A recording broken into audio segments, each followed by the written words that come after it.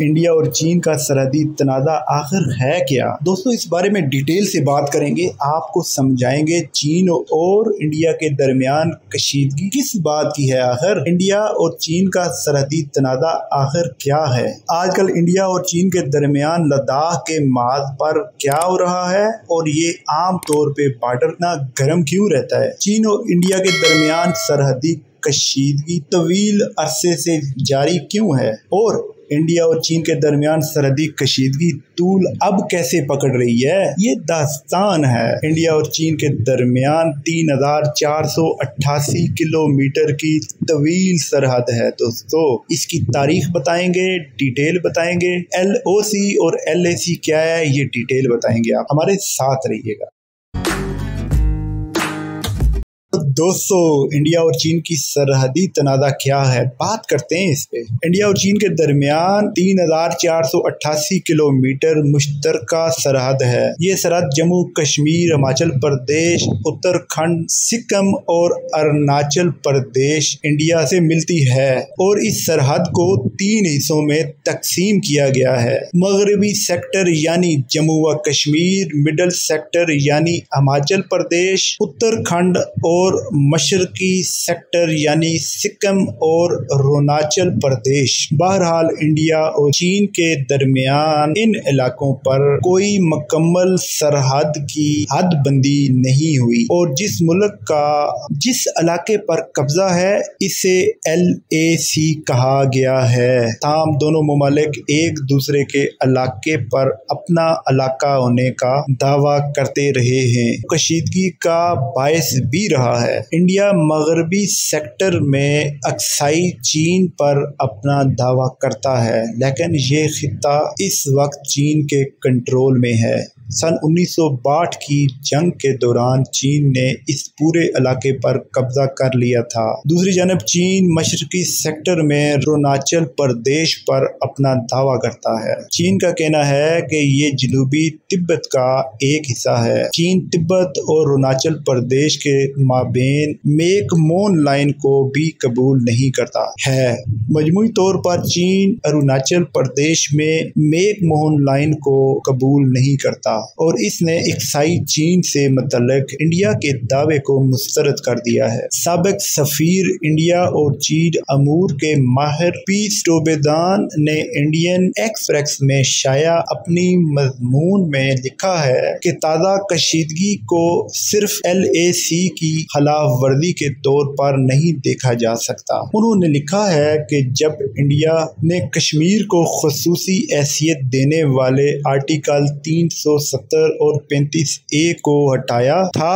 और लद्दाख को मरकज के ज़ीरे इंतजाम इलाका करार दिया था तो चीन ने इस पर सख्त तनकीद की थी और इसे नाकाबिले कबूल और चीन की सालमियत की खिलाफ वर्जी करार दिया था। यहाँ तक कि इसने अक़वाम मुत्तहिदा की सिक्योरिटी काउंसिल में भी इस मामले को उठाया था। बनारस हिंदू यूनिवर्सिटी में तारीख के प्रोफेसर और इंडिया और चीन के रिश्ते पर कई किताबों के मुसन्निफ केशव मिश्रा ने बात करते हुए कहा कि इंडिया और चीन के दरमियान सरहदी कशीदगी कोई नई चीज नहीं है। उन्होंने कहा इस पर सबसे पहले 1996 में देवघोड़ा हुकूमत ने चियांग ज़ेमन के साथ एक लीगल फोरम वर्क पर इत्तफाक किया था जिसके तहत LAC पर ज्यादा से ज्यादा पुरअमन रहने और कशीदगी को कम करने और सब्र तहम्मुल की बातें सामने आई थी। और इससे कबल राजीव गांधी भी जब चीन के दौरे पर गए थे तो इस वक्त भी सरहदी तनाज़े ही दोनों मुमालिक के दरमियान कशीदगी की बड़ी वजह करार पाया था। ताम केशव मिश्रा ने कहा कि सन 2010 के बाद से सरहदी तनाज़े में इजाफा देखा गया और इंडिया ने जब से सरहद के करीब सड़क की तामीरात का काम तेज किया है इस पर चीन की गहरी नजर है। उन्होंने मजीद कहा कि चीनी मीडिया में इस सरहदी तनाज़े को کوئی زیادہ اہمیت نہیں دی جا رہی، لیکن انڈیا میں قوم پرست میڈیا میں اس پر خاطر خواہ توجہ دی جا رہی ہے۔ تو دوستو، آج کل جو انڈیا اور چین کے درمیان لداخ کے محاذ پر جو گرم محاذ ہے، یہ کیا ہے، اس بارے میں تھوڑی سی ڈیٹیل بتائیں گے۔ لیٹسٹ خبریں کیا ہیں یہاں کی، انڈیا اور چین کے درمیان لداخ کے محاذ پر کیا ہو رہا ہے۔ انڈیا اور چین کے درمیان سرحدی کشیدگی نے ایک بار پھر سر اٹھایا ہے، اور اس تناؤ کو سن 1999 میں انڈیا کے روایتی حریف پاکستان کے ساتھ کارگل میں ہونے والی جنگ کے بعد سے اب تک کی سب سے بڑی کشیدگی مانا جا رہا ہے۔ اس سے قبل سن 2017 میں انڈیا اور چین کی افواج ڈوکلام کے مقام پر آمنے سامنے آئی تھی۔ ایک ہفتے کے دوران مرکز کے زیر انتظام علاقے لداخ سمیت انڈیا اور چین کے درمیان line of actual control LAC کے مختلف مقامات پر دونوں جانب سے افواج کی موجودگی میں اضافہ دیکھا جا رہا ہے، جو پہلے کبھی نہیں دیکھا گیا۔ سرحدی تنازع اس قدر کشیدہ ہے کہ انڈیا کے وزیر اعظم نریندر مودی نے منگل کے روز بری، بحری اور فضائی تینوں افواج کے سربراہوں اور قومی سلامتی کے مشیر اجیت ڈوول سے مشورہ کیا ہے، لیکن اس ملاقات کی تفصیلات سامنے نہیں آئی ہیں۔ وزیر دفاع راج ناتھ سنگھ نے تینوں افواج کے سربراہان اور chief of defence staff Bipin Rawat سے علیحدگی میں بات چیت بھی کی ہے۔ ان دونوں میٹنگوں کا پیش خیمہ رواں ماہ LAC پر کم از کم 4 مقامات پر دونوں ملکوں کی افواج کے درمیان جھڑپ رہی ہیں۔ لداخ میں پینگوانگ ٹیسو کالوان وادی اور دمچوک کے مقامات پر دونوں افواج کے درمیان جھڑپ ہوئی ہے، جبکہ مشرق میں سکم کے پاس بھی ایسے ہی واقعات پیش آئے ہیں۔ تاہم بری فوج کے منہوج نراؤ نے کہا ہے ان دونوں علاقوں میں ہونے والی جھڑپوں میں کوئی تعلق نہیں۔ دریں اثنا بدھ کے روز انڈین فوج کے 3 روزہ ششمائی کانفرنس شروع ہو رہی ہے، جس میں اعلیٰ کمانڈرز شرکت کر رہے ہیں۔ فوج کے ایک بیان میں کہا گیا ہے کہ انڈین فوج کی اعلیٰ سطحی قیادت سیکیورٹی کی تازہ صورتحال، انتظامی چیلنجز پر غور و خوض کرے گی اور انڈیا کی بڑی فوج کے مستقبل کا منصوبہ تیار کرے گی۔ دوسری جانب انڈیا خبر رساں ادارے PTI کے مطابق چینی صدر شی جی پنگ نے انتہائی خراب صورتحال کے پیش نظر اپنی فوج کو جنگ کے لیے تیار رہنے اور ملک کی سالمیت کا مضبوطی کے ساتھ دفاع کرنے کے لیے کہا ہے۔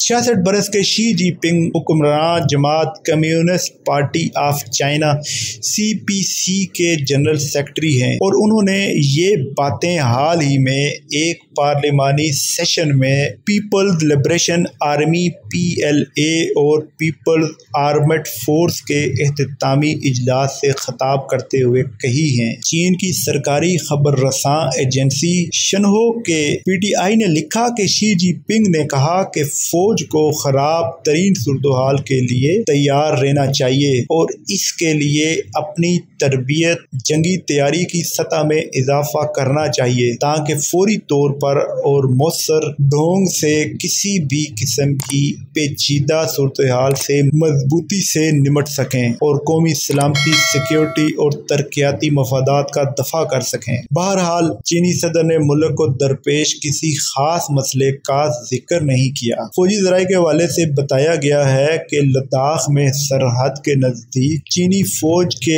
ہیلی کاپٹر بھی پرواز کرتے ہوئے دیکھے گئے ہیں، جبکہ دموچوک، دولت بیگ، اولڈی، دریائے کلوان اور پنجگونگ سو جھیل کے اطراف میں انڈین اور چینی فوج نے اپنی تعیناتی میں اضافہ کیا ہے اور دونوں نے اپنے اپنے علاقے کی جھیلوں میں کشتیوں کی گشت میں اضافہ کر رکھا ہے۔ صورتحال اتنی کشیدہ کیوں ہے؟ گزشتہ ہفتے پیر کے روز بیجنگ میں چین کے سرکاری میڈیا میں کہا گیا کہ مغربی سیکٹر کی گلوان وادی میں انڈیا کے زیر یک طرفہ اور غیر قانونی تعمیرات کے ذریعے موجودہ صورتحال کو بدلنے کی کوشش کے بعد پیپلز لبریشن آرمی نے اپنا کنٹرول سخت کر لیا ہے۔ مشرقی لداخ میں پینگوانگ سو جھیل کے نزدیک 5 और 6 मई को चीनी और इंडियन फौजियों के दरमियान हाथापाई हुई थी। इंडियन मीडिया एनडीटीवी ने इंटेलिजेंस माहिरीन को ओपन सोर्सेज डेटेटर सफाक के हवाले से ये वादिया करने की कोशिश की है कि चीन पेंगोंग झील से 200 किलोमीटर के फासले पर अपने एयर बेस पर बड़े पैमाने पर तामीराती काम कर रहा है। इसने 6 अप्रैल की एक सैटेलाइट तस्वीर पेश की है और इसका मुकाबला 21 मई की सैटेलाइट तस्वीर से किया है, जिसमें वादिया फर्क दिखाया गया है। इससे कबल इंडिया ने कहा था कि चीनी फौज के कुछ खेमे चीन में वादी कालवान के साथ देखे गए हैं। इसके बाद इंडिया ने भी वहां फौज की तैनाती में इजाफा किया है। इसके साथ ही चीन का इल्जाम है कि इंडिया वादी कालवान के करीब दिफा से मुतल्लिक गैर कानूनी तामीरात कर रहा है। इंडिया गैर कानूनी तामीरात कर रहा है। खित्ते की इस सूरत-ए-हाल पर अपने रद्द अमल में पाकिस्तान के वज़ीर ख़ारजा शाह महमूद कुरैशी ने कहा है कि अगर इंडिया ने मुतनाज़ा इलाके में तामीरात का सिलसिला जारी रखा तो फिर खित्ते के अमन और इस्तेहकाम को शदीद खतरात लाहक हो सकते हैं। उन्होंने कहा कि दुनिया को इंडिया के अज़ाइम का नोटिस लेना चाहिए कि भारत किस तरफ चल पड़ा है। नाज़ियों की तरह हिंदुत्व के खमीर से जन्म लेने वाली मोदी सरकार की तोसी पसंदाना पॉलिसी भारत के हमसायों के लिए मसलसल खतरा है। शरीयत के कानून से बांग्लादेश तो एक जैली कार्रवाई से पाकिस्तान को खतरा है, जबकि नेपाल चीन के साथ सरहदी तनाज़ात सूरत-ए-हाल की संगीनी को हवा दे रहे हैं। अब से कुछ देर ही कबल एक ट्वीट में पाकिस्तान के वज़ीर-ए-आज़म इमरान खान का कहना था कि इंडिया शरीयत के कानून से, बांग्लादेश तो एक जैली कार्रवाई से पाकिस्तान को, जबकि नेपाल चीन के साथ सरहदी तनाज़ात सूरत-ए-हाल की संगीनी को हवा दे रहे हैं। इधर पाकिस्तान के वज़ीर ख़ारजा के बयान में ये भी कहा गया है कि इंडिया को कभी नेपाल से मसला हो जाता है और कभी अफगान अमन अमल में रखना अंदाजी की कोशिश करता है, कभी ये बलूचिस्तान में शोरश को हवा देता है और अब इंडिया ने लद्दाख में वही हरकत की है। उल्टा चीन को मुर्दे इल्जाम ठहराने की कोशिश कर रहा है। अस्सलाम वालेकुम दोस्तों, मेरा चैनल सब्सक्राइब करें,